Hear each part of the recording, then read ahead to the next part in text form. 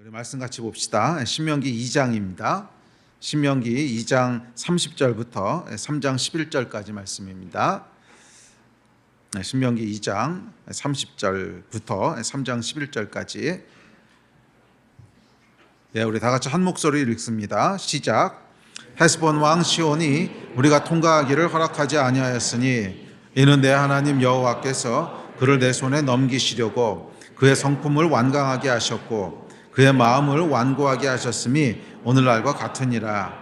그때 여호와께서 내게 이르시되 내가 이제 시온과 그의 땅을 내게 넘기노니 너는 이제부터 그의 땅을 차지하여 기업으로 삼으라 하시더니 시온이 그의 모든 백성을 거느리고 나와서 우리를 대적하여 야하스에서 싸울 때에 우리 하나님 여호와께서 그를 우리에게 넘기심에 우리가 그와 그의 아들들과 그의 모든 백성을 쳤고 그때 우리가 그의 모든 성읍을 점령하고 그의 각 성읍을 그 남녀와 유아와 함께 하나도 남기지 아니하고 진멸하였고 다만 그 가축과 성읍에서 탈취한 것은 우리의 소유로 삼았으며 우리 하나님 여호와께서 그 모든 땅을 우리에게 넘겨주심으로 아르논 골짜기 가장자리에 있는 아로엘과 골짜기 가운데 있는 성읍으로부터 길르앗까지 우리가 모든 높은 성읍을 점령하지 못한 것이 하나도 없었으나 오직 암몬 족속의 땅 야복 강가와 산지에 있는 성읍들과 우리 하나님 여호와께서 우리가 가기를 금하신 모든 곳은 내가 가까이 하지 못하였느니라.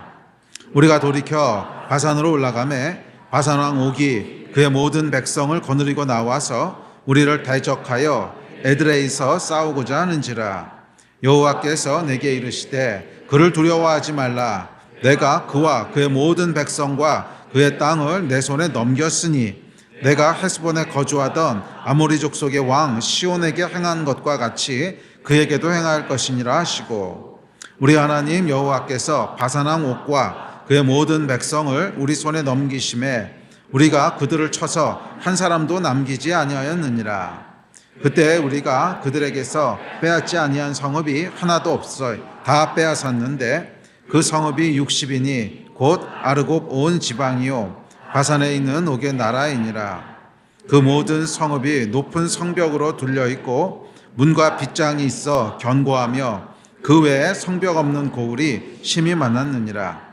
우리가 헤스본 왕 시온에게 행한 것과 같이 그 성읍들을 멸망시키되 각 성읍의 남녀와 유아를 멸망시켰으나 다만 모든 가축과 그 성읍에서 탈취한 것은 우리의 소유로 삼았으며 그때 우리가 요단강 이쪽 땅을 아르논 골짜기에서부터 헤르몬 산에까지 아모리 족속의 두 왕에게서 빼앗았으니 헤르몬 산을 시돈 사람은 시리온이라 부르고 아모리 족속은 스닐이라 불렀느니라. 우리가 빼앗은 것은 청원의 모든 성읍과 길르앗 온 땅과 바산의 온 땅 곧 옥의 나라 바산의 성읍 살르가와 에드레이까지이니라. 르바임 족속의 남은 자는 바산 왕 옥궁이었으며 그의 침상은 철 침상이라 아직도 암몬 족속의 라빠에 있지 아니하냐. 그것을 사람의 보통 규빗으로 재면 그 길이가 9규빗이요 너비가 4규빗이니라. 아멘. 우리 지난주에 살펴봤듯이 크리스천에게는 취해야 될 것과 취하지 말아야 될 것이 있습니다. 그래서 믿음으로 취하는 것만큼이나 중요한 것은 믿음으로 취하지 않는 것입니다. 하나님께서 우리에게 허락하지 않으시는 게 있다는 거예요. 그것은 아무리 기회가 좋아 보이고 아무리 축복처럼 보여도 거들떠 보지도 말아야 됩니다. 그거를 취하게 되면 우리가 영적으로 탈라요. 그러니까 먹으면 안 되는 음식을 먹은 거죠. 그것은요 쳐다보지도 말아야 됩니다. 쳐다보지도 말아야 됩니다. 믿음으로 취하는 것만큼이나 믿음으로 취하지 않는 것이 중요합니다. 자, 그러나 반대로 우리에게 주시는 것은 어떻게 해야 될까요?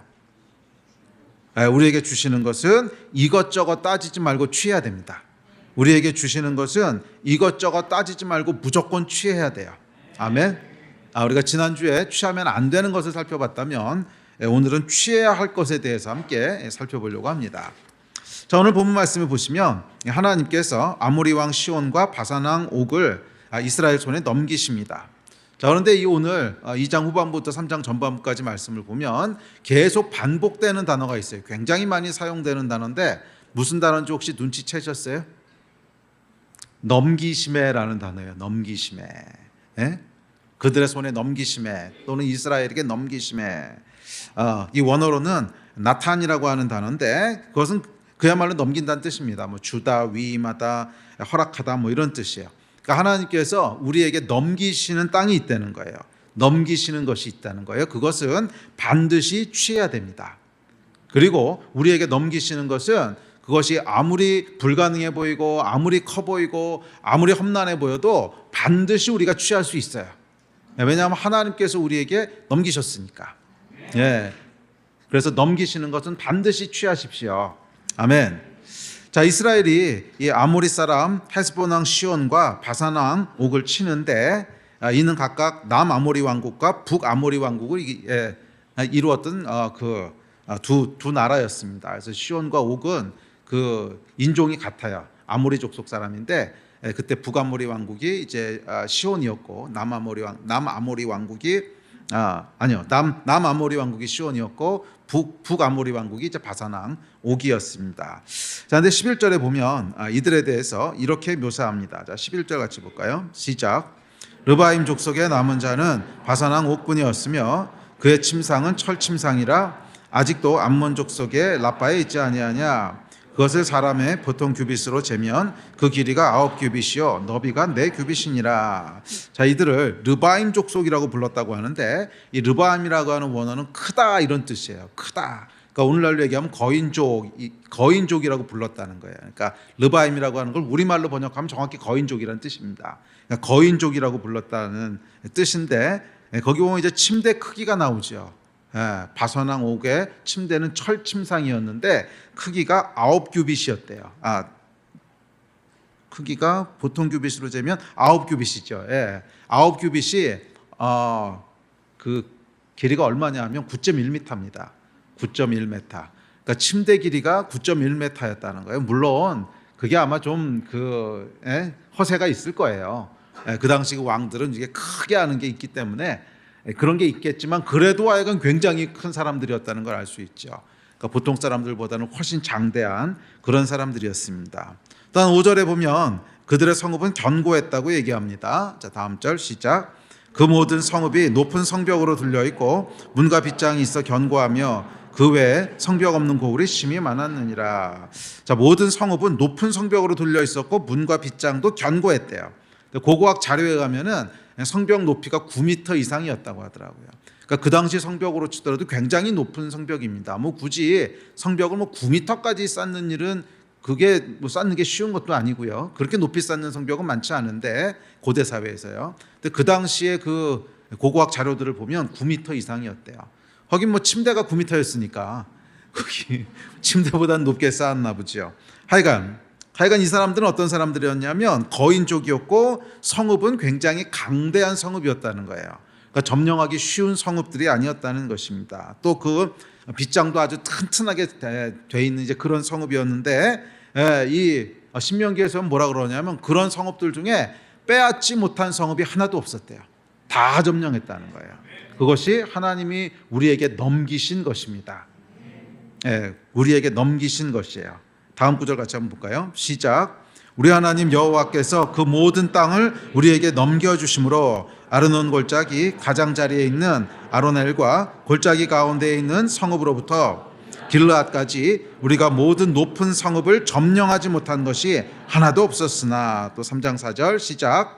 그때 우리가 그들에게서 빼앗지 아니한 성읍이 하나도 없이 다 빼앗았는데 그 성읍이 60이니 곧 아르곱 온 지방이요 바산에 있는 옥의 나라이니라. 아멘. 이 말씀대로 이루어질 줄 믿습니다. 이 말씀대로 이루어질 줄 믿습니다. 2024년에는 빼앗지 못하는 성읍이 하나도 없게 되기를 축복합니다. 하나님이 우리에게 넘기신 것이라면 빼앗지 못할 것이 하나도 없을 것입니다. 아무리 그것이 불가능해 보이고 아무리 그들이 거인처럼 보이고 아무리 앞에 있는 성읍이 9m, 10m가 넘는 성읍처럼 보여도 하나님이 넘겨주시면 아무 상관없다는 거예요. 그러니까 그 사람들이 얼마나 크고 거인들이냐 아니면 성읍이 얼마나 크고 강대하냐 하는 게 관건이 아니라 하나님이 우리에게 넘기셨느냐 하는 것이 관건이라는 거예요. 보이는 것에 여러분 속지 마십시오. 보이는 것에 흔들리지 마십시오.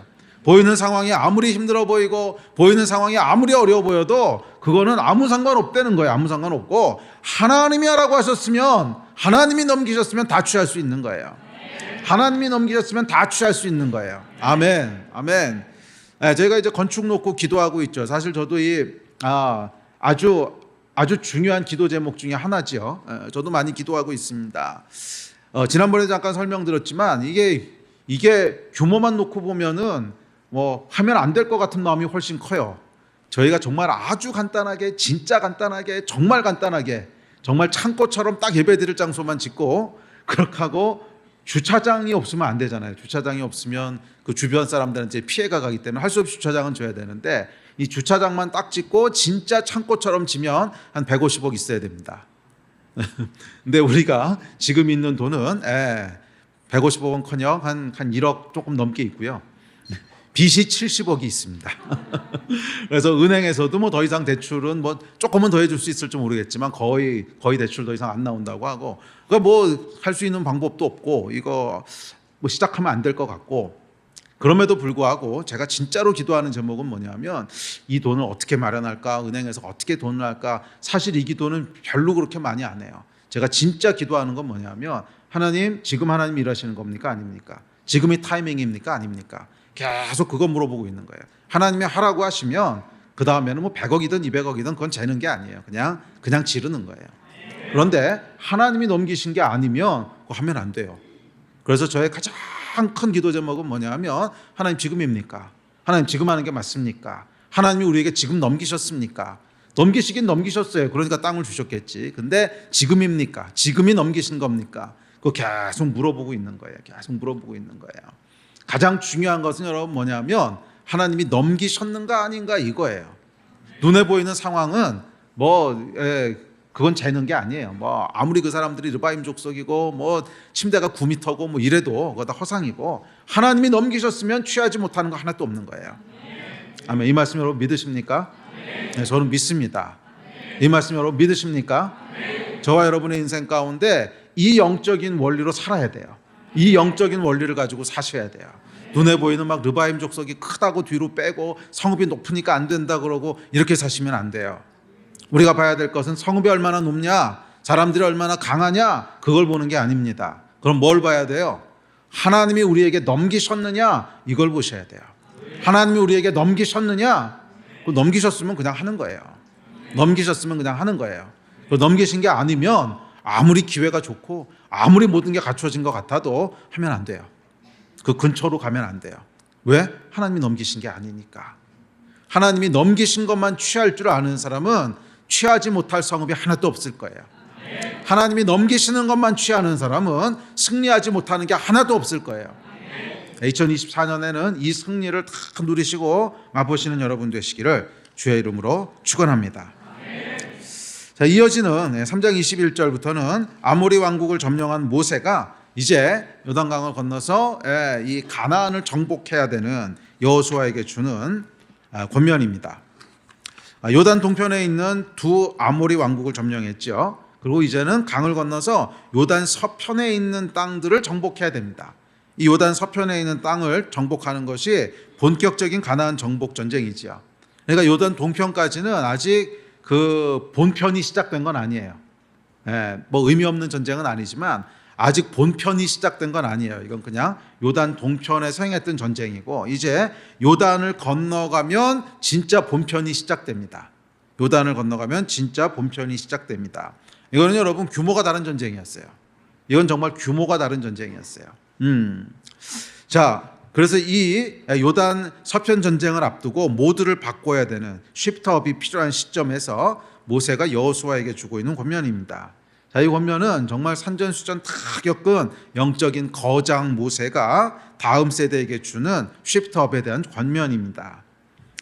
다음 절 다시 한번 읽어봅시다. 시작. 그때 내가 여호수아에게 명령하여 이르기를 너희 하나님 여호와께서 이 두 왕에게 행하신 모든 일을 내 눈으로 보았거니와 내가 가는 모든 나라에도 여호와께서 이와 같이 행하시리니 너희는 그들을 두려워하지 말라. 너희 하나님 여호와께서 친히 너희를 위하여 싸우시리라 하였노라. 모세가 크게 이제 두 가지를 권면하는데요. 첫 번째 권면은 뭐냐면 여호와께서 행하실 거라는 거예요. 이것을 권면합니다. 여호와께서 행하실 거라는 거예요. 너희가 여호와께서 이 두 왕에게 행한 거 봤지? 네? 아모리의 두 왕한테 행하신 거 봤지? 이와 같이 행하실 거야. 헤브론 왕 시온과 바산 왕 옥에게 여호와께서 행하신 일, 그거 너희가 다 봤잖아. 요단 서편에서도 그것처럼 행하실 거야. 이게 모세가 했던 첫 번째 권면입니다. 너희가 경험했던 하나님 있지? 그 하나님처럼 그 하나님처럼 요단 서편에서 똑같이 하나님 그렇게 일하실 거야. 이 얘기를 하고 있는 거예요. 자, 그러니까 사실은 여러분 이 이야기를 읽어보면 요단 서편 전쟁을 하기 위해서는 반드시 필요했던 어떤 게 있었던 거예요. 그게 뭐예요? 아모리의 두 왕을 쳐 죽이는 거예요. 왜냐하면 이 경험을 해야만 이 사람들이 하나님이 이렇게 일하시는 거구나. 그래서 요단 서편 전쟁을 치를 수 있게 된다는 거예요. 그렇죠? 그러니까 만약에 요단 동편에 이 경험이 없었으면 요단 서편 전쟁을 치를 수 있는 아직 준비가 안 된 거예요. 영적인 자산이 없는 거예요. 네가 보고 경험한 거 있지, 그거 그대로 여기서 행하실 거야. 너희 담대해. 너희 쫄지 마. 너희가 경험한 그거 있잖아. 그거 그대로 행하실 거야. 그런데 만약에 경험한 게 하나도 없으면, 그러면 쫄지 마라고 얘기하는 게 안 되는 거죠. 그러니까 모세의 경험은 뭐냐면, 모세의 권면은 뭐냐면, 너희가 경험했던 요단 동편의 전쟁 있잖아. 봤지? 그거 그대로 하실 거야. 믿어. 이 얘기를 하고 있는 겁니다. 자, 이스라엘에겐 여러분 두 전쟁이 있었어요. 저희도 마찬가지고. 두 전쟁이 있는데 그것은 요단 동편 전쟁과 요단 서편 전쟁입니다. 그래서 제가 말을 줄였어요. 요동전, 요서전.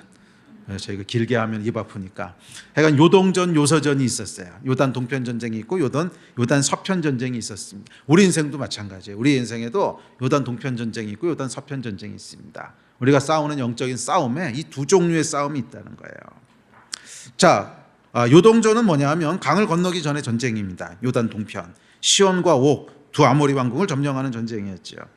이에 반해서 요단 서편 전쟁, 요서전은 비교할 수 없이 큰 전쟁입니다. 건너자마자 여리고전을 비롯해서 베델, 기브온, 하솔, 라기스, 에길론, 헤브론, 예루살렘, 또 블레셋 여러 도시들 모두 점령해야 되는. 그러니까 이건 어떻게 보면 민족의 운명을 건 대전쟁입니다. 그러니까 요서전이 그냥 지역전이라면 요동전은 그냥 전면전인 거예요. 그러니까 요서전은, 그러니까 요동 서쪽 전쟁은 뭐 지더라도 조금 피해 입고 마는 거예요. 조금 피해 있고 아이고 이건 좀 점령 못 하겠네. 그러고 그냥 말면 되는 건데, 이제 요단강을 건너가서 요단 서편 전쟁을 할 때는 지면은 다 죽는 거예요. 이 차이가 뭔지 아시겠어요? 그러니까 요동전은 어떻게 보면 전쟁이 아닌 건 아니지만 지역전이고 좀 연습 비슷한 거죠. 하다가 안 되면 조금 피해를 입었지만 이건 우리가 못 취하겠다, 끝. 그러고 그만두면 되는 전쟁인 거예요. 그런데 요단강을 딱 건너가는 걸 보통 뭐라 그러죠? 배수진을 친다 그러잖아요. 강이 뒤에 있으면 배수진을 치게 되면 이거는 점령하든지 죽든지 둘 중 하나인 거예요. 점령하든지 죽든지 둘 중 하나인 거예요. 그래서 점령하면 이제 우리가 그 땅을 차지하는 거고, 점령하지 못하면 뭐예요? 다 진멸되고 죽고 끝나는 거예요. 그러니까 남자들은 다 죽을 거고, 여자와 아이들은 노예로 잡혀갈 거고, 이렇게 하고 끝나는, 민족이 없어져 버리는. 그러니까 민족의 운명을 건 전쟁입니다. 그러니까 이 두 전쟁은 성격이 굉장히 다른 전쟁이죠. 부담도 다를 것이고 전략도 다를 것이고 굉장히 다른 전쟁이에요. 그래서 요단 서편 전쟁과 요단 동편 전쟁, 요동전, 요서전 두 개의 전쟁이 있었다고 하는 것을 기억하십시오. 그리고 모세가 뭐라 그러냐면, 하나님 뭐라 그러시냐면, 요동전의 목적이 뭔지 아냐? 그것은 너희가 요단 서편 전쟁을 싸워야 되는데 그것을 싸울 수 있는 영적인 자산이다, 이 얘기를 하는 거예요. 영적인 자산이다. 여러분, 우리가 준비도 되지 않았는데 전쟁을 할 수 있는 건 아니잖아요. 정말 영적인 전쟁을 치르려면 그 전쟁을 치를 수 있는 영적인 자산이 있어야 되는 거예요. 아무런 영적인 자산이 없는데 그냥 믿음으로 그러고 간다고 해서 되는 게 아니잖아요. 영적인 자산이 있어야 된다는 거예요. 그리고 이 영적인 자산이라고 하는 것은 물론 뭐 말씀에 대한 지식도 필요하고 기도도 필요하고 전부 필요하지만, 그렇게 해서 얻어지는 뭐예요? 체험을 얘기하는 거예요. 체험. 내가 경험한 하나님. 이 기독교는 여러분 철저히 체험의 종교입니다. 이론 아무리 많이 알아도 소용없어요. 내가 보고 내가 체험한 것만 내 거예요. 내가 보고 내가 체험한 것만 내 겁니다. 여러분은 어떤 하나님을 경험하셨습니까? 그 경험한 것만큼만 여러분 거예요. 그러니까 이 경험하지 않은 건 아무리 이론으로 많이 알고 아무리 말씀으로 많이 전해 들어도 내 거 아니에요. 내 거 아니라고 하는 게 뭐냐면 전쟁에서는 써먹을 수 없다는 거예요. 응? 말발로는 써먹을 수 있어요. 말발로는 써먹을 수 있지만 전쟁에서는 못 써먹어요. 전쟁에서 써먹는 진짜 영적 자산은 뭐냐면 내가 경험했던 하나님이에요. 내가 경험했던 하나님이에요. 그 체험이 있고 그 경험이 있어야 전쟁에서 써먹을 수가 있어요. 예, 전쟁에서 써먹을 수 있어요. 그 체험이 뭐냐면 바로 요단 동편 전쟁이라는 거예요. 요동전. 시온과 옥에게 행하신 일, 이 하나님을 경험했잖아요. 그 경험한 대로 하나님께서 요단 서편에서도 행하실 거다 하는 본격적인 요단 서편 전쟁이 시작될 터인데 그때 요단 동편 전쟁을 기억하라는 거예요. 하나님께서 요동전에서 뭐 하셨는지 봤지? 시온과 옥에게 어떻게 하셨는지 봤지? 경험했지? 그대로 행하실 거야. 그것이 이들이 요단 서편 전쟁을 싸울 수 있는 가장 중요한 영적인 자산이었습니다. 우리 삶도 그렇습니다. 여러분은 영적인 자산이 얼마나 있으십니까? 이게 우리가 어떤 수준의 전쟁을 싸울 수 있는지를 결정하는 거예요. 여러분에게 영적인 자산이 얼마나 있으세요? 이 자산만큼 우리가 싸울 수 있는 거예요. 그러니까 이 자산이 없는데 그냥 무턱대고 강을 건너가서 싸우면은 그냥 필패하는 겁니다. 망하는 거예요. 영적인 자산, 요동전의 경험이 있어야 돼요. 요단 동편에서 바산 왕 옥을 때려잡고 시온을 때려잡고 하는 이 경험, 그건 날마다 우리 삶 가운데서 경험하는 하나님이죠. 매일매일 경험하는 하나님, 이 하나님이 있어야 된다는 거예요. 아침에 일어나서 내가 기도할 때 내 기도에 응답해 주시는 하나님, 또 내가 말씀을 읽고 그대로 순종했을 때 순종한 대로 이루어 주시는 하나님, 내가 병을 위해 기도했더니 병을 고쳐주시는 하나님, 내가 필요가 있어서 기도했더니 채워주시는 하나님, 이 날마다 우리 인생을 걸어가면서 경험하는 하나님이 있잖아요. 이게 요단 동편 전쟁이라는 거예요. 이 경험들이 하나씩 둘씩 쌓여야 되는 거예요. 그것이 우리의 영적인 자산이 되는 겁니다. 영적인 자산이 되는 거예요. 다 이게 뭐예요? 요단 동편 경험입니다. 그리고 이 요단 동편 경험이 하나씩 둘씩 쌓여서 요단 서편 전쟁을 싸울 수 있는 영적인 자산이 됩니다. 자, 이스라엘 백성에게 여러분, 요단 서편 전쟁은 어떤 전쟁이었냐면 아까도 말씀드렸지만 민족의 운명을 건 결전이었어요. 이거는 그냥 이겨도 되고 져도 되고 아이고 실패했네 다음번에 잘해야지 이럴 수 있는 게 아니에요. 요단 동편에서는 실패해도 아이고 이거 안 되겠네 다음번에 더 잘해야지, 준비 더 잘해가지고 다음번에는 이겨야지, 뭐 이럴 수 있는 여유가 있었지만 여기는 그럴 수 있는 게 없어요. 그냥 지면은 끝나는 거예요. 그냥 지면 끝나는, 그러니까 민족의 운명을 건 결전이었듯이 우리 인생에도 이런 믿음의 시점이 있다는 거예요. 기억하시죠 여러분? 이스라엘에겐 전쟁이 하나가 아니고 두 개였다는 거예요. 요동전과 요서전. 우리 인생에도 하나님이 두신 전쟁은 두 가지 전쟁이 있어요. 근데 사람들이 이 두 가지를 분별하지 않아요. 그래서 그 결과 어떤 일이 일어났냐면 맨날 요동전만 치르고 있는 거예요. 인생 다 가도록 요단 동쪽에서 놀고 있는 거예요. 사실 여러분, 요단 동쪽에서 하는 전쟁도 그 안에 많은 영적인 의미가 있습니다. 그렇죠. 하나님을 경험하고 땅을 차지하고 땅을 점령하고 있잖아요. 우리가 매일매일 동행하면서 하나님과 동행하면서 경험하는 분명히 있어요. 그런데 그게 이스라엘 전쟁의 다는 아니었다는 거예요. 그건 사실 뭐예요?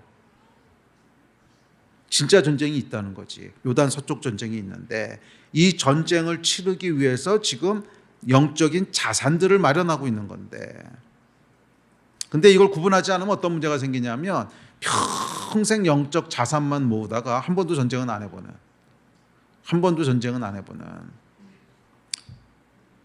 잘 들으십시오 여러분. 모든 하나님의 사람에겐 하나님께서 계획하신 데스티니가 있습니다. 모든 하나님의 사람에겐 하나님이 계획하신 데스티니가 있어요. 이 데스티니를 상징적으로 보여주는 구약의 그 상징이 뭐냐면 가나안 땅인 거예요. 우리가 가서 점령하고 차지해야 될 가나안 땅이 있다는 거예요. 그것이 저와 여러분을 이 땅에 살게 하신 하나님의 계획이에요. 태초부터의 계획이에요. 그래서 우리 인생의 어느 시점인가엔 반드시 뭐가 있냐면 내 인생을 걸고 믿음을 걸어야 되는 시점이 있어요. 내 인생을 놓고 하나님 앞에 믿음을 걸어야 되는, 요단 서편 전쟁을 치러야 되는 시점이 있다는 거예요. 그게 뭐 20살 때가 될 수도 있고 30살 때가 될 수도 있고 40살 때가 될 수도 있고 아마 너무 어려서는 아닐 것 같아요. 그때 이제 나이가 어리니까 하여간 있단 말이에요. 그 강을 여러분 건너셨습니까? 그 강을 여러분 건너셨습니까? 아니면 혹시 계속 요단 동편에만 있지는 않습니까? 계속 반복해서 말씀드리지만 요단 동편에서도 여러분 경험하는 하나님이 있어요. 매일매일 경험하는 하나님이 있고 시온도 때려잡고 옥도 때려잡고 뭐 신나기도 하고 정복도 하고 차지하는 것도 있고 주시는 유업도 있고 없지 않아요. 있어요. 그래서 우리가 속는단 말이에요. 그래서 제가 지난번에도 한 2번쯤 말씀드렸던 것 같은데 그냥 매일매일 하나님과 동행하는 것이 신앙이야, 이런 거짓말로 자기 스스로를 속이는 거예요. 그건 반은 맞지만 반은 틀려요. 매일매일 동행하는 게 신앙은 맞지만 그렇다고 해서 목적지가 없는 건 아니죠. 매일매일 동행해서 어디론가 가는 거지. 매일매일 동행하면서 광야만 뺑뺑 돌고 있는 게 신앙은 아니잖아요. 매일매일 동행하는 건 맞지만, 매일매일 동행하는 거, 그러니까 하루하루 승리해야 되는 건 맞지만 동시에 우리가 가야 될 목적지가 있는 것도 사실이에요. 근데 이 2번째 파트는 싹 지워버리고 그냥 half truth, 반만 얘기하는 거예요. 매일매일 동행하는. 이 여러분 half truth가 얼마나 위험한 줄 아십니까? 처음 말이에요. 처음에 뱀이, 원수 마귀가 하와 할머니를 꼬실 때 썼던 전략이 half truth거든요. 틀린 말 한 거 아니에요. 맞는 말을 했는데 절반은 얘기 안 해줘. 선과 악을 구별할게 될 거야. 그래서 내가 하나님처럼 될 거야. 그래서 내가 지옥 갈 거야. 이 얘기를 다 해줘야 되는데 요건 안 해. 그리고 요것만 하는 거죠. 이게 half truth거든요. 사단의 전략은 항상 half truth예요. 딱 절반만 가르쳐 주는 거예요. 그렇죠, 여러분. 완전히 턱도 없는 얘기라면 웬만하면 안 속지 않겠습니까? 뭐 아예 하나님을 모르는 사람은 모르겠지만 그래도 뭐 신앙생활 조금 한 사람은 잘 안 속지요.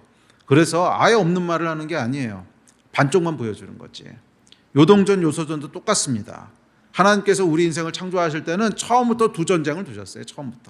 처음부터 2전쟁을 두셔서 요단 동편 전쟁이 있고 요단 서편 전쟁이 있고, 요단 서편 전쟁은 뭐냐면 이게 여러분 인생을 창조하신 이유고, 이 데스티니를 이루기 위해서 요단을 건너서 민족의 운명을 걸고 내 삶 전체를 걸고 하나님 앞에 믿음의 싸움을 해야 되는 시점이 있다는 거예요.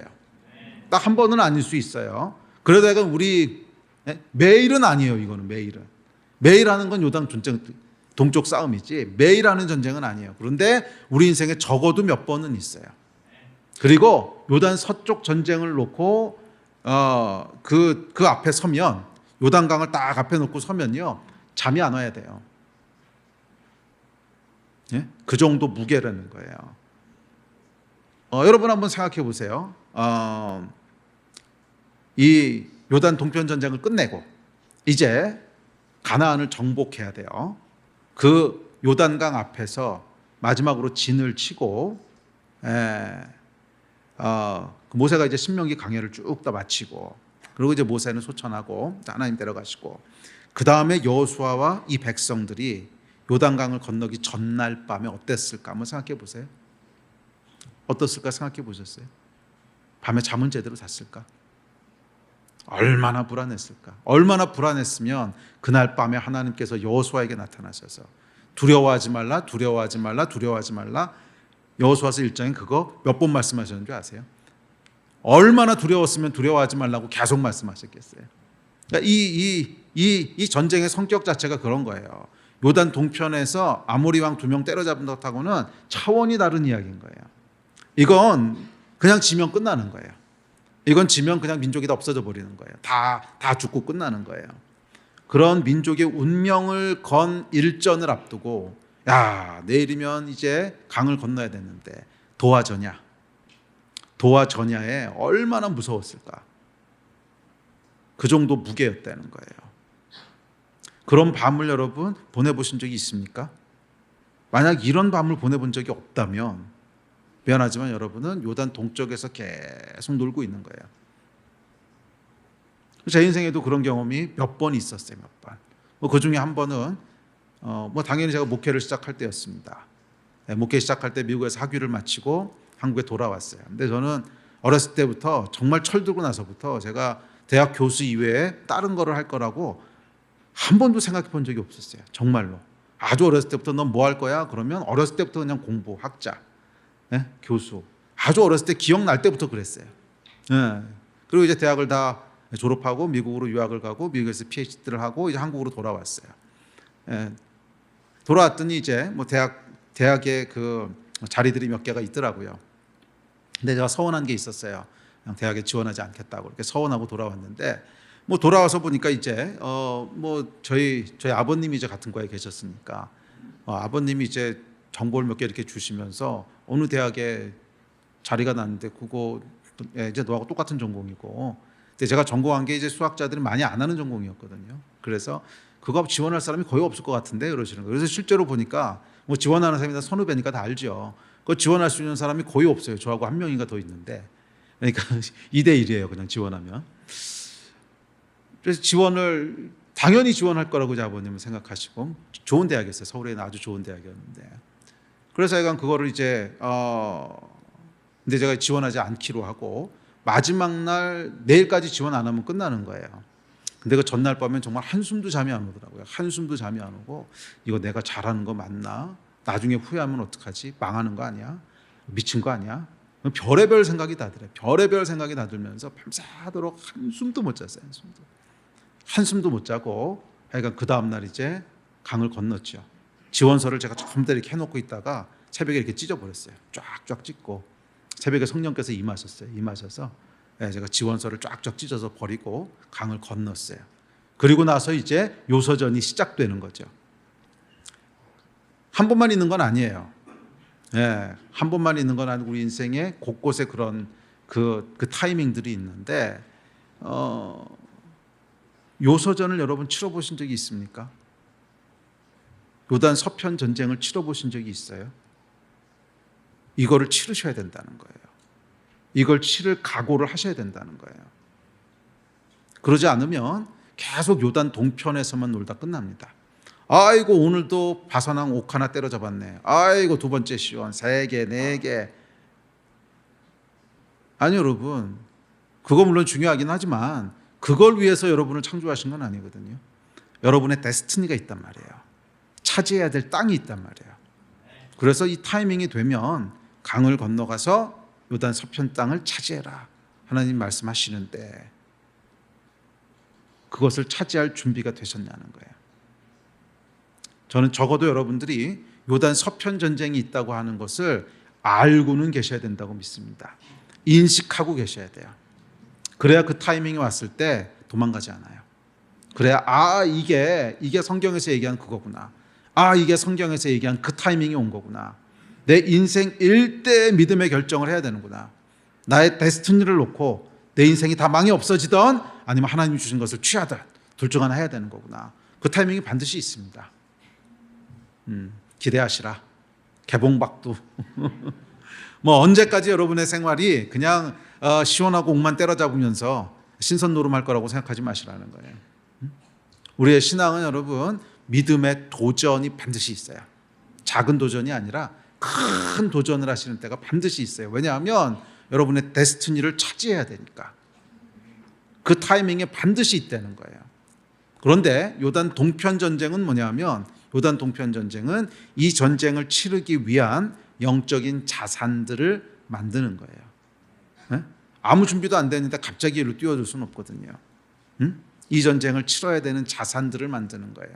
오늘도 하나님과 동행하고 내일도 하나님과 동행하고 그래서 오늘도 시온 하나 때려잡고 내일도 옥 하나 때려잡고 그러면서 매일매일 우리가 경험하는 하나님 그 영적인 자산을 마련하는 거예요. 그런데 이런 영적인 자산을 마련해야 되는 이유가 뭐라고요? 이 이유가 요단 서편 전쟁이 있으니까. 요단 서편 전쟁이 있으니까. 그런데 이 전쟁을 치르기를 거부해 버리면 이건 아무것도 아닌 거예요. 요단 동편에서 여러분들이 아무리 많은 시온을 때려잡고 아무리 많은 옥을 때려잡아도 아무것도 아닌 거예요. 그렇게 때려잡았던 목적이 뭐냐면 요단 서편 땅을 점령하기 위해서라는 거예요. 여러분들이 지금 당장 글로 뛰어드는 타이밍은 아닐 수도 있어요. 또 이 반대되는 사람들도 제가 많이 봤어요. 이 반대되는 사람은 또 뭐냐면 요단 동편 전쟁은 안 해. 그러면서 한탕주의야. 언젠가 때가 되면 내가 한탕을 하겠다는 거야. 이것도 견적이 안 나옵니다. 아니 요단 동편에서 싸울 만한 영적인 자산이 마련돼야 이 땅을 점령하는 건데 여기서는 맨날 실패해요. 맨날 넘어지고 실패하고 시온한테 두드려 맞고 옥한테 두드려 맞고 맨날 그러고 다니면서 난 요단 서편을 점령할 거야. 뭐 선교사로 헌신할 거야. 오케이, 뭐 선교사로 헌신하는 건 좋은데 누가 보내준대? 우리 오늘 대학생들 저기 NGC에 있는데 야 선교사로 헌신하는 건 좋은데 누가 보내준대? 좀 시온이나 때려잡고 옥이나 때려잡고 그래야 가는 거지. 오늘도 옥한테 두드려 맞고 내일도 시온한테 두드려 맞고 맨날 두드려 맞으면서 무슨 거기 가서 무슨 전쟁을 하겠다고. 이 반대도 또 이게 견적이 안 나옵니다. 하여간 우리에게 두 전쟁이 있다고 하는 것을 꼭 기억하십시오. 두 전쟁이 있어요. 요단 동편 전쟁이 있고 요단 서편 전쟁이 있습니다. 요단 서편 전쟁은 어떻게 보면 훨씬 더 커다란 비전이고 커다란 데스티니고 우리가 갔으면 좋겠는 어떤 소망이 될 수도 있고 인생의 목적이 될 수도 있어요. 어떤 사람 발견 못한 사람도 있고 인생의 비전이 있단 말이에요. 그러려면 요단 동편에서 매일매일 승리해야 돼요. 시온도 때려잡고 옥도 때려잡고 그래야 여기 가서 이 싸움을 싸울 수 있는 거지. 여기서 본 게 아무것도 없는데 저기 가서 무슨 싸움을 하겠어요. 모세가 권면하는 게 그거잖아요. 너희가 요단 동편에서 시온하고 옥한테 하나님 행하신 거 봤지? 여기서 그렇게 하실 거야. 그래야 거기서부터 믿음도 나오고 그래야 거기서부터 전투력도 나오고 이러는 거죠. 여기서 맨날 얻어맞고 패배하고 지고 패배하고 지고 패배하고 지고 그러던 사람이 선교지에 가서는 승리하겠습니까? 여기서 맨날 패배하던 사람이 선교지에 가서 갑자기 어떻게 승리를 해요? 이제 거기서도 들겨 맞겠죠. 하여간 이 두 전쟁이 있다고 하는 것을 기억하십시오. 그래서 여러분은 어느 쪽이신지 모르겠어요. 아마 반반일 것 같은데 요단 동편 전쟁은 안 하고 맨날 서편 전쟁만 꿈꾸는 사람이 있는가 하면 또 반대로 맨날 요단 동편 전쟁만 하면서 강은 건너려고 하지 않는 그런 사람도 있을 것이고 이 보면은 나이가 들어갈수록 후자에 더 가까워지는 것 같고 나이가 들어갈수록 강은 안 건너려고 그러고 맨날 요단 동편에만 있으려고 하고 젊은 사람일수록 요단 서편 전쟁만 생각하고 동쪽에서 아무것도 안 하고 있을 수 있고 오늘 대학생들은 마침 저기 있으니까 여러분 어떠십니까? 강을 건널 준비가 되셨습니까? 아니면 강을 건너보신 적은 있으십니까? 강을 건너보신 적은 있으십니까? 아니요, 여러분 강을 건너셔야 돼요.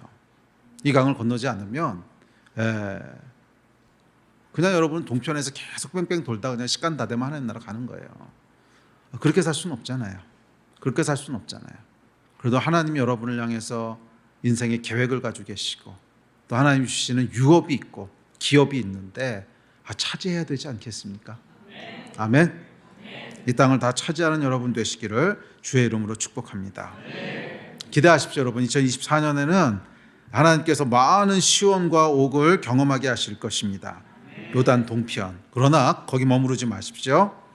그 경험들은 요단 서편 전쟁, 요서전을 치르기 위한 영적인 자산입니다.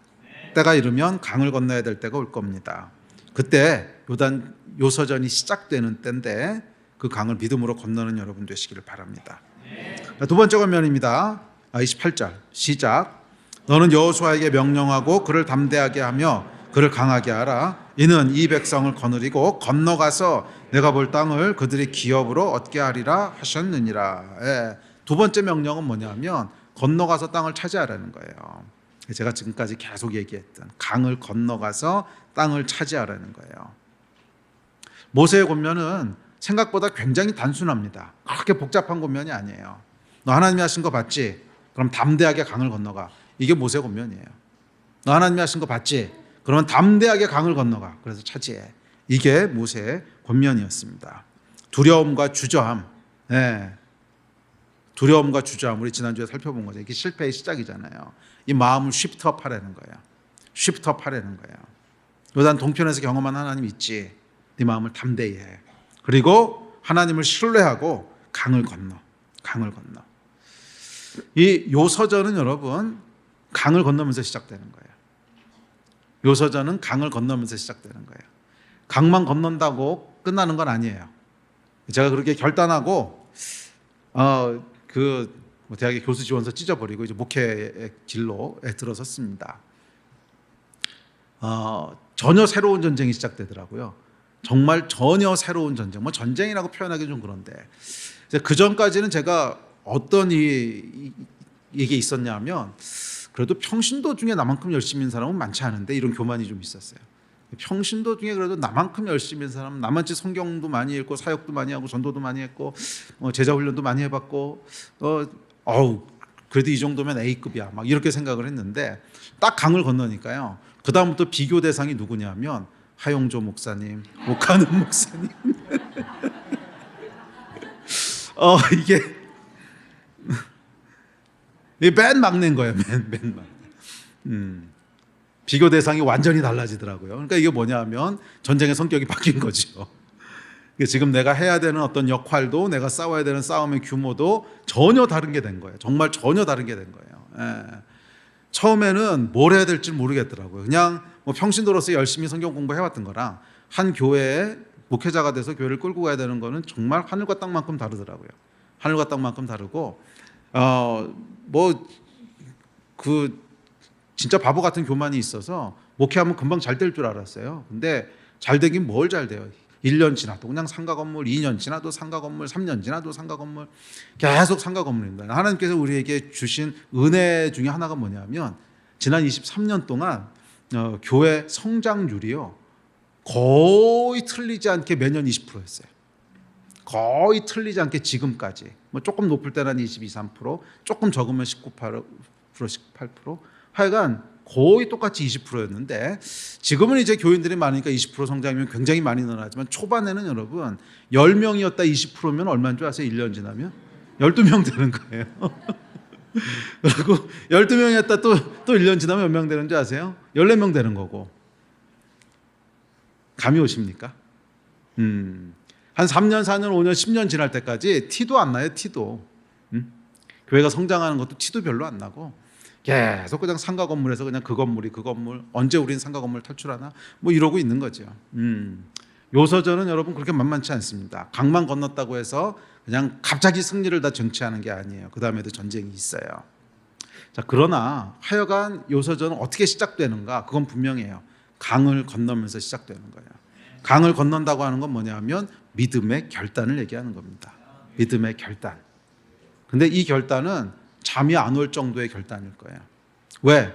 내 인생 전체를 걸고 결단해야 되니까. 내 인생 전체를 걸고 결단해야 되니까. 참 쉽지 않은 결단입니다. 오해하지 마십시오. 여러분 모든 사람이 목사 되고 선교사 되고 이런 뜻 아닙니다. 그 여러분 부르심 대로 가야지. 목사로 부르시지도 않았는데 목사로 헌신하면 넘기시지 않은 땅을 취하려고 하는 거랑 똑같죠. 그럼 그거는 망하는 거예요. 하여간 여러분의 부르심을 향해서 가야 되는 건데 근데 결단해야 되는 무게는 비슷할 거예요. 결단해야 되는 무게는 비슷해야 될 거예요. 비슷할 거예요. 여러분들 중에 아마 그렇게 헌신하신 분들이 있을 거예요. 나는 재정으로 하나님을 섬기겠습니다. 뭔 말인지 모르고 하셨을 겁니다. 이거 뭔 말인지 분명히 모르고 하셨을 거예요. 그 정도 무게가 있을 거라는 거예요. 재정으로 하나님 나라 섬기겠습니다. 그러면 진짜 나는 굶더라도 하나님의 나라는 섬기겠다 하는 그런 결단들 하나님 요구하실 거란 말이에요. 이 쉬운 일이 아니에요. 나의 삶 전체를 걸고 내 인생 전체를 걸고 넘어야 되는 강들이 있는 거예요. 넘어야 되는 강들이 있는 거예요. 그리고 이 강을 건너가야 비로소 여러분의 데스티니가 펼쳐지기 시작합니다. 그 전까지는 뭐냐면 데스티니를 이루기 위한 뭐예요? 영적인 자산을 모으는 거예요. 여기는 아직 데스티니고 뭐가 없어요. 물론 요단 서편 땅이 보일 수는 있어요. 아, 난 절로 가야 되는구나. 보일 수는 있는데 아직 그 싸움이 시작된 건 아니에요. 그냥 자산을 모으고 있는 거예요. 이 기간을 스킵할 수는 없습니다. 아까도 말씀드렸지만 거기서 맨날 얻어 터지면서 여기 전쟁을 할 수는 없어요. 그러나 여기서 충성되게 여러분의 자산을 모았다면 아마 여러분 잠을 이룰 수 없을 정도로 고민하면서 결단해야 되는 순간이 반드시 앞에 있습니다. 만약 여러분의 인생 가운데, 신앙 여정 가운데 난 목사님이 말씀하셨던 그 정도 수준의 고민은 해본 적이 없는데 라는 분들이 있다면 아마 많을 거예요. 많을 건데 그런 분들은 기대하시라. 개봉박도 아직 시작 안 됐다는 걸 아셔야 됩니다. 잘하고 있다고 착각하지 마시라고요. 요동전은 잘하고 있을 수 있어요. 요동전은 잘하고 있을 수 있는데 그게 끝이 아니라는 거예요. 넘어야 될 강이 있고 건너야 될 강이 있고 그 강을 건너가서 취해야 될 땅이 있습니다. 아멘. 예, 강을 건너야 된다는 거 기억하십시오. 예, 우리 인생은 여러분 아무 목적 없이 매일 오늘도 시원항 하나 때려잡고 내일도 바선항 하나 때려잡고 그러면서 평생을 보내는 게 아니에요. 건너야 될 강이 있고 그래서 취해야 될 땅이 있습니다. 요소전을 앞두고 건너야 될 강, 두려움의 강이고요. 실패에 대한 강이고 변화의 강이고 망설임의 강, 주저함의 강, 온갖 잡생각의 강, 하여간 요소전을 앞두고 그 앞에 흐르는 강이 있습니다. 이 강을 건너지 않으면 그 다음 전쟁은 시작되지 않아요. 그냥 계속 요동전만 하고 있는 거예요. 계속 요동전만. 그렇게 인생을 낭비하지 마십시오. 네, 때가 돼서 하나님이 그 강 앞으로 인도했다면 거기서는 여러분 건너가셔야 돼요. 건너가셔야 돼요. 그렇다고 아무 강이나 건너가지 마십시오. 아직 영적인 자산도 없는데 이거부터 건너려고 그러면 큰일 납니다. 매일매일의 삶에서 승리하십시오.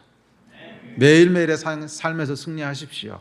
바산왕 옥도 때려잡고 시온왕 아모리 왕 시온도 때려잡고 하여간 매일매일 삶에서 승리하십시오. 그렇게 해서 영적인 근력들을 키우시고 영적인 그 자산들을 하여간 키우십시오. 저는 하루라도 빨리 여러분들이 준비되기를 주의 이름으로 축복합니다. 목회자로서 제 역할은 뒤에서 여러분들을 계속 밀고 차고 그래서 강으로 밀어 넣는 겁니다. 그게 목회자로서의 제 역할입니다. 그렇죠. 여러분들도 다 하여간 그 강을 건너가서 땅을 차지하셔야지. 그래야 되지 않겠습니까?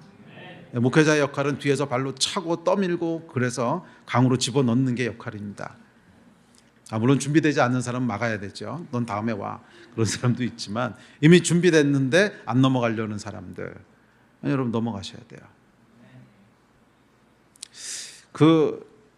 올해는 하나님의 약간 건축에 대해서 뭔가 하실 것 같은 제가 촉은 좀 오는데 그래서 건축에 대한 얘기를 조금씩 하게 되는데 하나님께서 말이에요.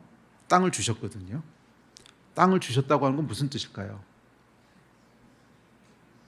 건축을 하라는 거죠. 그렇지 않아요? 땅을 주셨는데 건축을 안 하라고 그러실 리는 없잖아요. 땅을 주셨다고 하는 것은 건축을 하라는 거죠. 근데 왜 아직 타이밍이 안 오고 있을까? 뭘 거라고 생각하세요? 우리 안에 아직 준비가 안 된 거겠죠? 우리가 아직 준비가 안 됐으니까 그 땅을 못 취하는 거 아니겠습니까? 하나님이 안 주시는 게 아니라 우리가 아직 준비가 안 된 거죠. 뭐가 준비가 안 됐을까? 아까 말씀드렸지만 지금 우리가 은행에서 대출을 받기는 쉽지 않아요. 그리고 생돈으로 지금 거의 한 150억 이렇게 있어야 돼요. 그러니까 이게 사실 불가능한 태스크긴 한데 물론 전혀 대출 안 될 것 같지는 않아요. 이게 건축을 하고 나면 그 건물이 지어지고 나면 그 건물 가지고 대출을 좀 받을 수 있어요. 그러면 얼마나 될지 모르겠어요. 얼마나 될지는. 그 얘기는 뭐냐면 하나님께서 우리의 필요를 아신다는 거예요. 저희가 화려한 건물 짓겠다는 것도 아니고 아까도 말씀드렸죠. 축사 수준으로 질 거라고. 기대하지 마십시오. 진짜 축사 수준으로 질 겁니다. 완전 필요한 것만 딱. 근데 그래도 100억이 넘게 든단 말이에요. 그러면 하나님께서 우리의 필요를 아실 텐데 우리가 뭐 화려하게 돈 쓰겠다는 것도 아닌데, 그러면 누군가에겐 하나님께서 주셨을 거란 말이에요.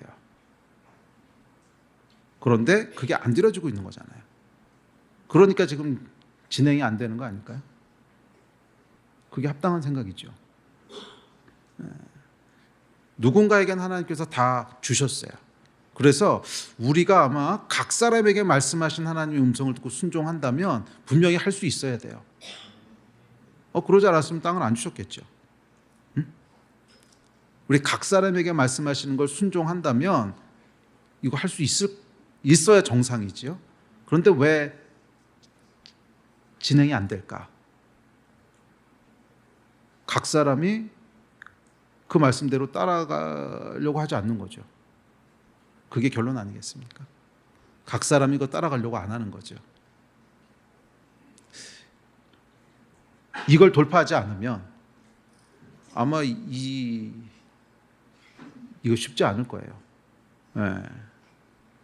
뭐 저도 이거는 그냥 솔직하게 말씀드리면 안 했으면 좋겠어요. 그냥. 왜냐하면 제가 올해 58세인데 무슨 영광을 보겠다고 이거 하면 후임 좋은 일 하는 거지. 뭐 이 건물 줘가지고 제가 무슨 영광을 보겠다고 그렇지 않습니까? 이거 줘가지고 제가 뼈 빠지게 해가지고 빚 갚고 나면 은퇴할 텐데 그거 뭐 저한테 남는 게 없어요. 생각해보면 남는 게 없고 그래서 맨날 꾀가 나요. 이거 뭐 누구 좋자고 이거 하고 있는 거냐. 아니 건축을 하더라도 한 40대나 50대 초반이나 이때 해야지.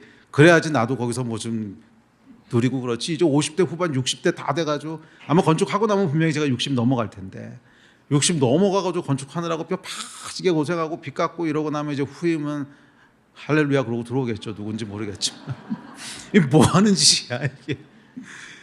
그래서 저도 사실은 이렇게 좀 꾀를 굴리잖아요. 그러면은 그냥 강 안 건넜으면 좋겠어요. 안 건너고 하나님 저는 지금 목회하는 걸로 충분히 행복합니다. 충분히 행복하니까. 그랬으면 좋겠는데 하여간 뭐 저도 하나님께서 이렇게 차고 밀고 해가지고 계속 미시니까 여기까지 온 건데 하여간 이건 분명합니다. 우리 각 사람에게 하나님이 주시는 것이 있는데 그것에 응답하고 있지 않기 때문인 건 분명해요. 각 사람에게 하나님 주시는 것들이 있는데 말씀하시는 것이 있는데 거기에 우리가 응답하고 있지 않기 때문인 것은 분명해요. 거기에 각 사람이 응답한다면 분명히 가능해져야 돼요. 아니면 땅을 안 주셨겠죠. 아멘. 기도하면서 우리 이거 좀 넘어가 보고 싶지 않으세요? 응? 공동체가 함께 이것 좀 넘어가 보고 싶지 않으세요? 할렐루야. 자, 다음 이어지는 27절 28절입니다. 시작. 너는 비스가 산 꼭대기에 올라가서 눈을 들어 바라보고 내 눈으로 그 땅을 바라보라. 너는 이 요단을 건너지 못할 것임이니라. 너는 여호수아에게 명령하고 그를 담대하게 하며 그를 강하게 하라. 그는 이 백성을 거느리고 건너가서 내가 볼 땅을 그들이 기업으로 얻게 하리라 하셨느니라. 하나님께서 모세는 강을 건너지 못하게 하세요.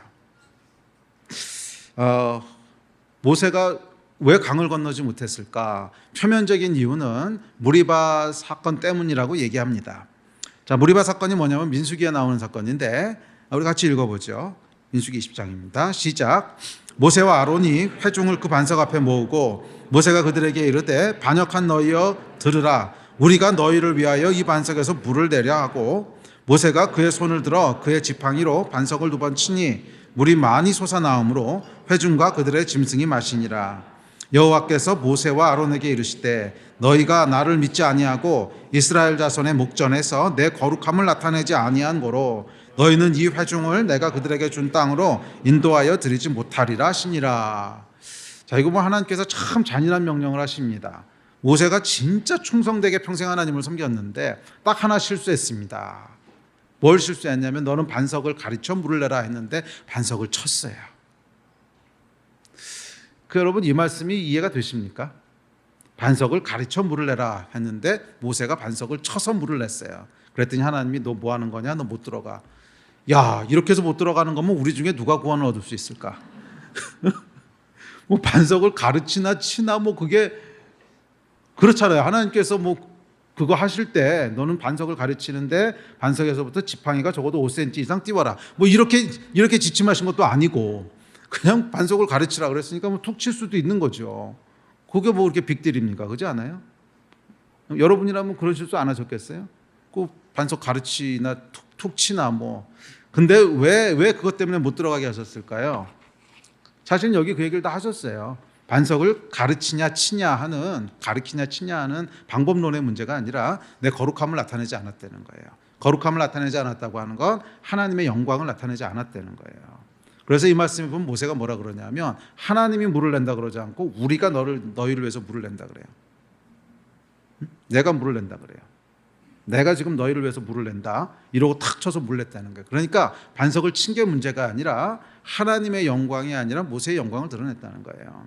그게 이제 결정적인 실수였는데 그럼에도 불구하고 아니 사람이 뭐 살다 보면 그 정도 넘어질 수도 있는 거지. 그렇게 해서 평생 인도하고 그걸로 못 들어가게 하시는 건 좀 너무한 거 아닌가. 근데 여러분 이 모세의 실수가 왜 결정적인 실수였는가, 왜 모세를 못 들어가게 하셨는가, 아주 중요한 이유가 있습니다. 왜냐하면 이 일을 행함으로 말미암아 백성들이 하나님이 아니라 모세를 더 의지하게 됐다는 거예요. 그게 가장 핵심적인 문제입니다. 그러니까 이 백성들이 하나님이 아니라 모세를 더 의지하게 됐다. 왜냐하면 하나님의 영광이 아니라 모세의 영광을 드러낸 거거든요. 우리가 물을 내랴, 내가 너를 위해서 물을 내랴, 그러고 물을 냈다는 거예요.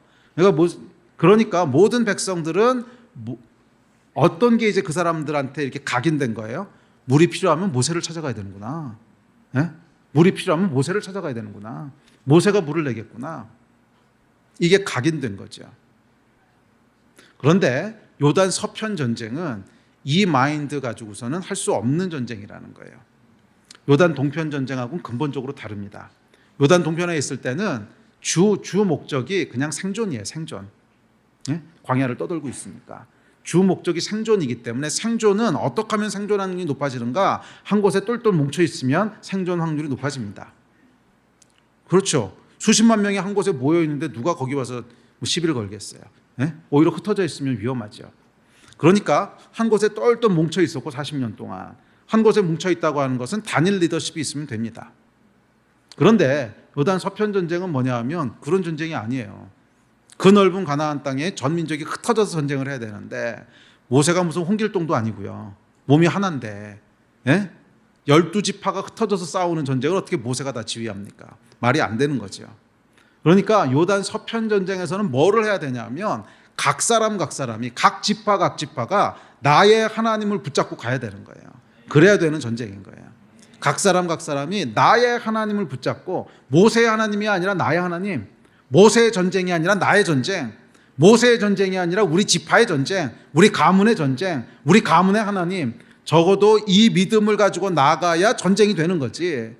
예, 그냥 이런 동편에 있을처럼 모세가 알아서 하겠지 뭐. 아이고 모세가 있는데 뭐 조금만 필요가 있으면 모세한테 달려와가지고 아유 물 없는데 어떡하죠? 조금만 필요가 있으면 먹을 게 떨어졌는데 어떡하죠? 그럼 모세가 다 알아서 한단 말이에요. 이 멘탈 가지고서는 할 수 없는 전쟁이었다는 거예요. 이게 요단 서편 전쟁입니다. 저는 2024년도에 저에게 주시는 메시지도 이거라고 믿습니다. 나의 하나님, 나의 전쟁. 응? 여러분의 전쟁이 되기를 하나님 원하십니다. 이 전쟁은 각 지파가, 그러니까 오늘날로 얘기하면 각 사람이 모세를 의지하는 것이 아니라 나의 하나님을 의지해서, 모세의 전쟁이 아니라 나의 전쟁으로 싸워야 되는 전쟁입니다. 그냥 의존적이고 소극적이고 무기력한 존재는 할 수 없는 거라는 거예요. 모세가 뭐라고 하나 그것만 바라보고 앉아서는 답이 없습니다. 모세가 하겠지 뭐 이러고 있어서는 불가능합니다. 하나님께서 모세에게 말씀하셨다면 여러분에게도 말씀하실 수도 있는 거 아닙니까?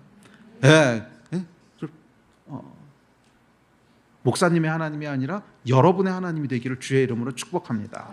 예배팀 앞으로 나오십시오. 뭐 건축 얘기 계속해서 죄송합니다. 뭐 건축이 저희의 파이널 데스티네이션은 아닙니다. 그래서 뭐 이거가 뭐 우리의 중차대한 사명이고 이렇게 생각하지는 않아요. 그러나 반드시 건너가야 될 지점인 건 맞거든요. 건너가야 될 지점인 건 맞아요. 이 전쟁이 여러분 목사님의 전쟁이라고 생각하는 한 절대로 우리는 이 전쟁 이기지 못할 거라는 거예요. 아이고 목사님이 알아서 하시겠지 뭐. 뭐 리더십들이 알아서 하겠지 뭐. 이렇게 해서는 절대로 넘어갈 수 없는 산이라는 거예요. 그것이 여러분의 사명이 되어야 되는 거죠. 여러분 각 사람의 사명이 돼야 되는 거예요. 여러분 각 사람의 싸움이 돼야 되는 것이고, 그것이 하나님께서 여러분에게 말씀하시는 것이 돼야 되는 것이지. 아이고 그거 뭐 그냥 목사님 알아서 하시겠지 뭐. 교회는 어차피 목사님이 교회 주인이잖아. 어떻게 목사님이 주인이에요? 하나님이 주인이지. 그리고 아까 제가 고백했듯이 저도 할 생각 없어요. 이거 뭐 하고 나면 좀 있으면 저 은퇴할 텐데 뭐 그거 제가 왜 합니까? 네? 저도 하나님께서 말씀하시니까 정말 딴 놈 좋으라고 이거 하는 거지. 저를 위해서라면 이거 뭐 굳이 이거 할 이유가 사실 없거든요. 굳이 이거 할 이유가 없어요. 네. 그냥 하나님이 하라고 명하셨으니까 저는 그 말씀에 순종하는 거고, 전 여러분들도 똑같아야 된다고 믿습니다. 그것이 그냥 교회 일이니까 목사님 알아서 하시겠지 뭐. 그게 아니라 여러분이 왜 이 일을 해야 되고, 이 일을 통해서 하나님이 뭐라고 말씀하시고, 이 일을 행했을 때 하나님이 나를 어디로 인도하실 거고, 거기에 대한 확신들이 있으셔야 되는 거예요. 계속 모세만 바라보고 앉아가지고 모세가 하겠지 이래서는 요단 서편 땅은 점령할 수가 없습니다. 요단 서편 땅을 점령하기 위해서는 각 사람이 나의 하나님을 붙잡아야 되고, 모세에게 말씀하셨으면 나에게도 말씀하시는 거고, 모세에게 사명을 주셨으면 나에게도 사명을 주시는 거고. 그렇잖아요 여러분. 이때부터는 이제 각 지파별로 사명을 받는 거예요. 모세가 사명을 받는 것이 아니라, 모세는 이미 하나님이 데려가셨고, 그 강을 건너가서는 각 지파들이, 뭐 지파도 아니에요. 그 지파도 나중에 전쟁하는 거 보면 또 그 지파도 가문별로 다 나눕니다. 네? 아주 작은 그룹들이 각각의 사명을 놓고 점령하는 거거든요. 각각의 사명. 그때부터는 더 이상 모세를 통해서 주신 뭐 커다란 비전이 아닙니다.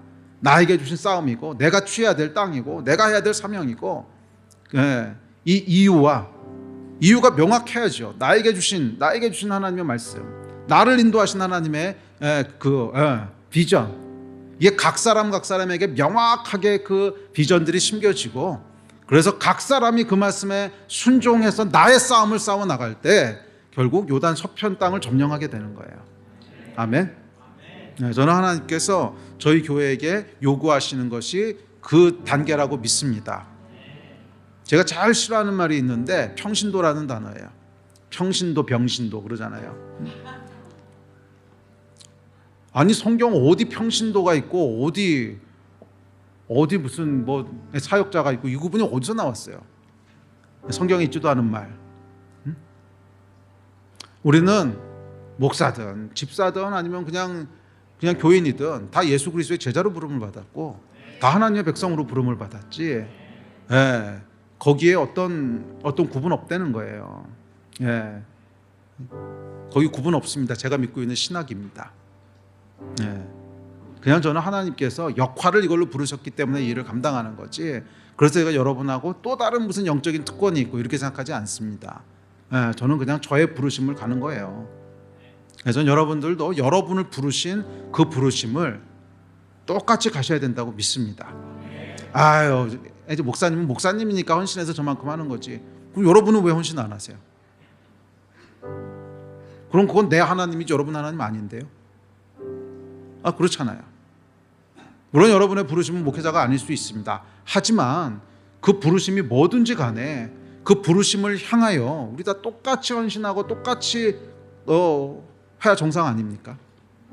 왜 언제까지 모세만 바라보면서 병신도 역할을 하고 있어야 되겠습니까?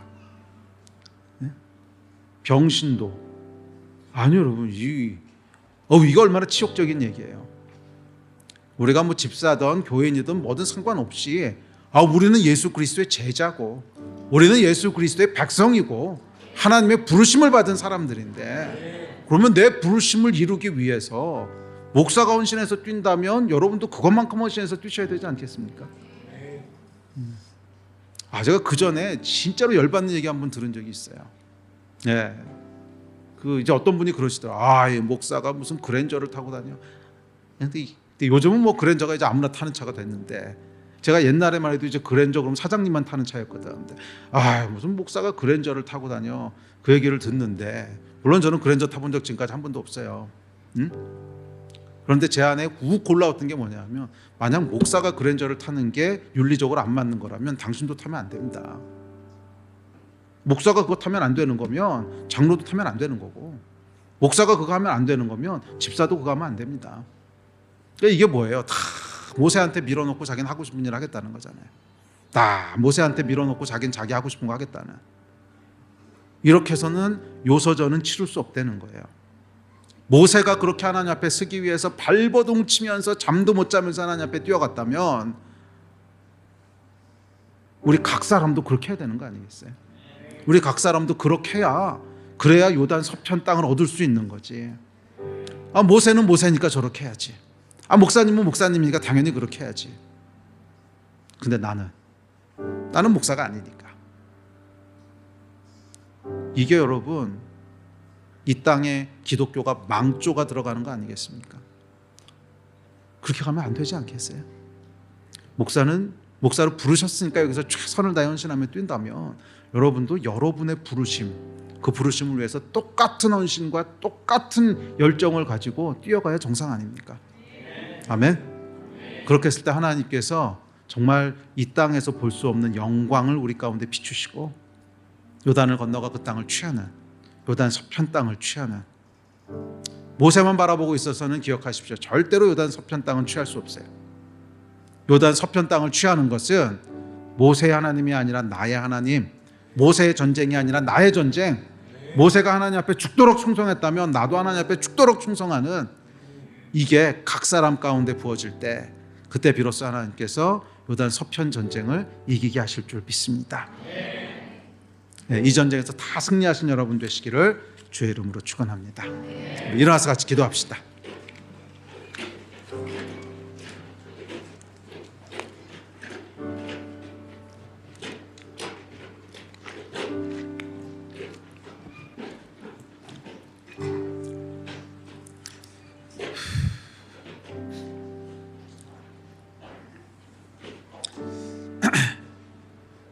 두 전쟁이 있습니다. 매일매일 싸워야 되는 요동전이 있고요, 믿음으로 취해야 되는 요서전이 있습니다. 요단 동편 전쟁을 스킵하지 마십시오. 맨날 시원하고 우기에게 맞고 다니면서 요단 서편 땅을 취할 수 있을 리는 없습니다. 매일매일 하나님께서 내 앞에 두시는 것들 신실하게 승리하며 나갑시다. 매일 시온왕을 때려잡고 매일 옥왕을 때려잡고, 그렇게 근력이 붙고 영적 자산이 키워졌을 때 요단 서편 땅을 취할 수 있게 될 겁니다. 그러나 여기에 매몰되지는 맙시다. 요단 서편 땅이 우리가 가야 될 궁극적인 목적지 아니겠습니까? 그 땅을 취해야 됩니다. 나의 하나님 나의 전쟁, 나의 하나님 나의 전쟁. 하나님, 24년에는 이 싸움을 싸우는 한 해가 되게 하여 주십시오. 나의 하나님 나의 전쟁을 싸우는, 이 싸움을 싸우는 한 해가 되게 하여 주십시오. 물론 그것은 개별적으로 다 다른 꿈을 꾸라는 것은 아니에요. 이스라엘은 여러분, 이스라엘 민족에게 주신 한 비전을 이루기 위해서 싸웠던 거지 각 개인의 비전을 이루는 싸움은 아니었죠. 그러나 사명감만은 나의 하나님을 붙잡고 싸워야 되는 거죠. 사명감만은 나의 하나님을 붙잡고 싸워야 되는 거 아니겠습니까? 그렇게 각 사람이 싸워갈 때 그 한 공동체, 한 나라, 한 민족을 향한 하나님의 계획들이 아름답고 놀랍게 이루어지는 거예요. 아멘. 이 일을 위해서 우리 같이 좀 기도합시다. 주님 앞에 좀 부르짖으면서 기도합시다. 24년도에는 하나님, 이 두 전쟁에서 승리하는 해가 되기를 소원합니다. 이 두 전쟁에서 승리하는 해가 되기를 소원합니다. 요단을 건너는 해가 되기를 소원합니다. 땅을 차지하는 해가 되기를 소원합니다. 성령님 역사하여 주시옵소서. 우리 주여 세 번 부르짖고 다 같이 합심하여 기도하겠습니다. 주여